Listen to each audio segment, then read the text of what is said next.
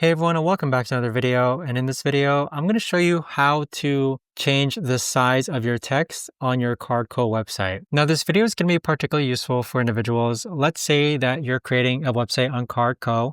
How do you actually go ahead and change the size of your text? Now, this video is going to be short, sweet, and simple, guys. There's not going to be a lot of steps involved.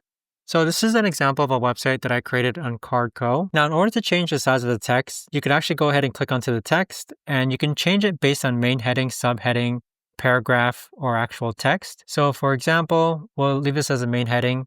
But if you want to just change the size, you could also just go ahead and click on the appearance. And then you could actually go ahead and adjust the size by using this scroll icon here. So we'll leave this to 1.